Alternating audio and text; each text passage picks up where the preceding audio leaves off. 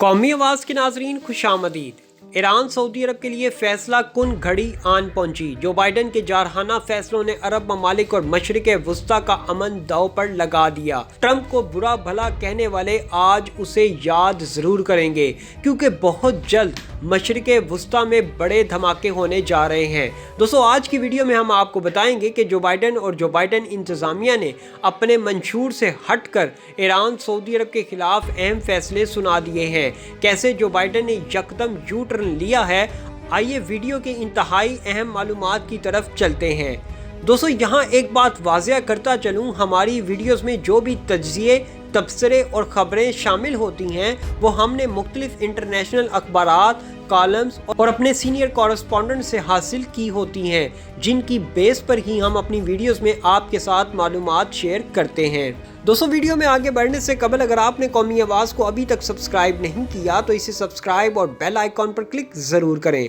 क्योंकि ये मेरी और आपकी नहीं बल्कि पूरी कौम की आवाज़ है। दोस्तों, जो बाइडन के आने से कबल ये खबरें पूरे इंटरनेशनल मीडिया पर सरगर्म थीं कि जो बाइडन आएगा और हालात मुकम्मल तौर पर बदल जाएंगे। ईरान पर आए रोज़ जंग मुसल्लत करने की बातें करने वाला ट्रंप तो चला गया, लेकिन मेरे ख्याल में ट्रंप से ज़्यादा खतरनाक जो बाइडन साबित होने जा रहा है। अगरचा जो बाइडन इंतज़ामिया और ख़ुद बाइडन ने यह खुशखबरी हलफ उठाने से कबल सुनाई थी कि ईरान को दोबारा जोहरी मुआहदे में शामिल कर लेंगे और ईरान पर लगाई गई पाबंदियां ख़त्म कर देंगे, लेकिन जनाब ये सब बातें जो बाइडन की तरफ से सिर्फ इलेक्शन कैंपेन का हिस्सा थी। असल कहानी कुछ और है। दोस्तों, ईरान के बारे में एक बात जान लें, ईरान के साथ अब जोहरी मुआहदे करवाने का कोई फ़ायदा नहीं। यह अमेरिकी इंतज़ामिया मुकम्मल तौर पर जानती है। इसकी बड़ी वजह यह है कि ईरान जोहरी हथियार बना चुका है।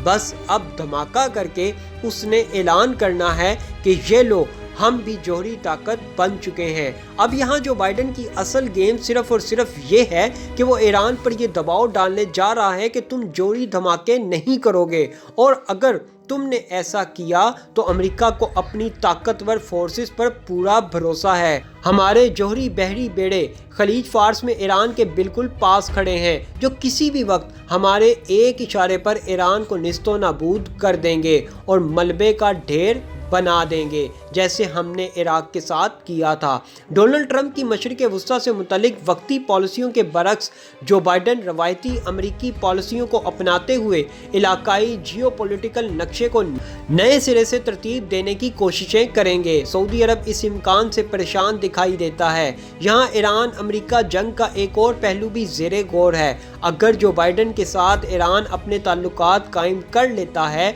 और अगर ईरान को अमरीका तंग नहीं करता तो माजी में ईरान और अमेरिका के बहुत अच्छे ताल्लुकात भी कायम रहे हैं। लेकिन अगर ऐसा होता है तो ये सऊदी अरब मोहम्मद बिन सलमान के लिए इंतहाई ख़तरनाक साबित होगा, क्योंकि सऊदी अरब नहीं चाहता कि ईरान मजबूत हो। द गार्डियन अखबार पहले ही मोहम्मद बिन सलमान के लिए खतरे की घंटी बजा चुका है। अखबार ने रिपोर्ट किया है कि बहुत जल्द जो बाइडन इंतज़ामिया जमाल खशोगी कत्ल केस की चार्जशीट पब्लिक करने वाले हैं, जिसके बाद मोहम्मद बिन सलमान या तो जेल की सलाखों के पीछे जा सकते हैं या फिर फांसी के फंदे तक भी पहुंच सकते हैं। जहां ईरान को जो बाइडन इंतज़ामिया धमका रही है, वहीं मोहम्मद बिन सलमान सऊदी अरब को ब्लैकमेल किया जा रहा है कि वो फौरी तौर पर इसराइल को तस्लीम करें, वरना अंजाम के लिए तैयार रहें। यूरोपीय कौंसिल बराए खारजा ताल्लुकात की एक रिपोर्ट के मुताबिक मशरिक वुस्ता एक ऐसा खित्ता है जहां बाइडन इंतज़ामिया की तवज्जो दो अमूर पर मरकूज होगी। ईरान जैसे मसाइल पर पुरानी अमरीकी पॉलिसी अपनाई जाएगी और पूरे खित्ते में मेयारी इक़दार की पासदारी पर जोर दिया जाएगा। इस रिपोर्ट के मुताबिक बाइडन ने वाज़ेह कर दिया है कि अगर ईरान दीगर मसाइल पर वसीतर सिफारतकारी का अमल अपनाता है और अपनी जिम्मेदारियाँ निभाता है तो वो आलमी जोहरी मुआहदे में अमेरिका की दोबारा शमूलियत का इरादा रखते हैं। ट्रंप के इलाकाई रहनुमाओं से ज़ाती ताल्लुकात की वजह से अरब रहनुमाओं खास तौर पर सऊदी अरब के नौजवान वली अहद मोहम्मद बिन सलमान के हाथ खुले छोड़ दिए गए थे। बिजनेसमैन से सियासतदान बनने वाले ट्रंप के खास तौर पर खलीजी ममालिक से करीबी ताल्लुकात कायम हुए।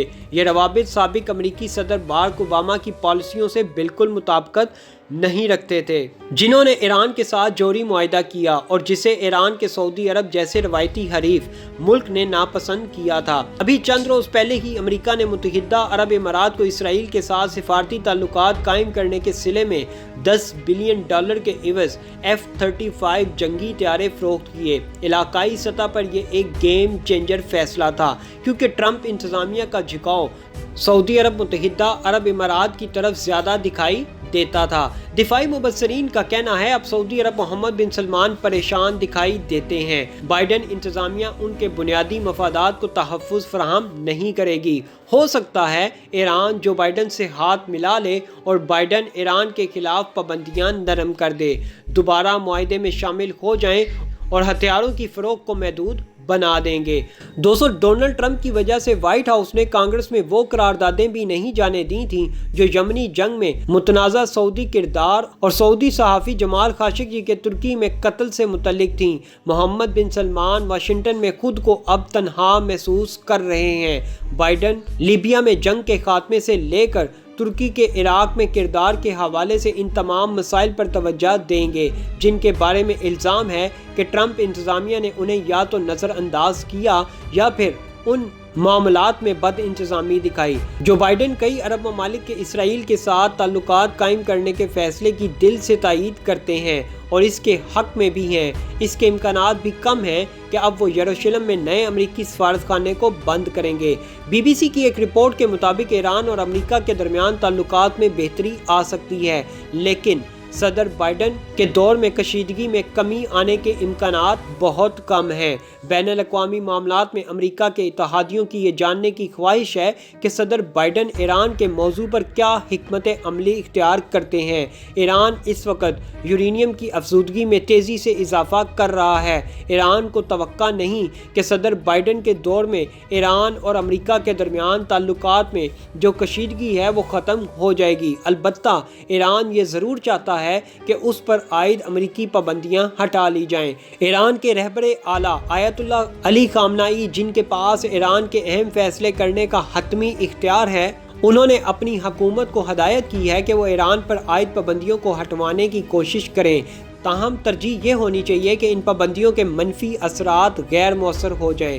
صدر بائیڈن کی خارجہ پالیسی کی ٹیم نے یہ کہا ہے کہ امریکہ ایران جوہری معاہدے سے اتنی دور جا چکا ہے کہ اس کے لیے اس میں دوبارہ شامل ہونا شاید آسان نہ ہو۔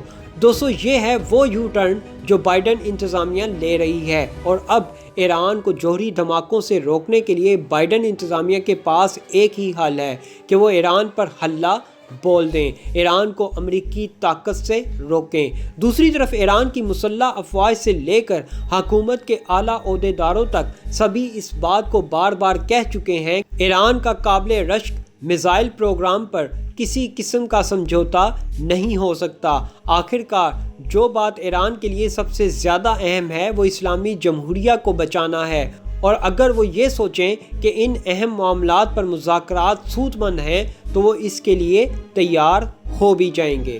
ایسی مزید معلوماتی ویڈیوز دیکھنے کے لیے قومی آواز کو سبسکرائب اور بیل آئیکن پر کلک ضرور کریں، کیونکہ یہ میری اور آپ کی نہیں بلکہ پوری قوم کی آواز ہے۔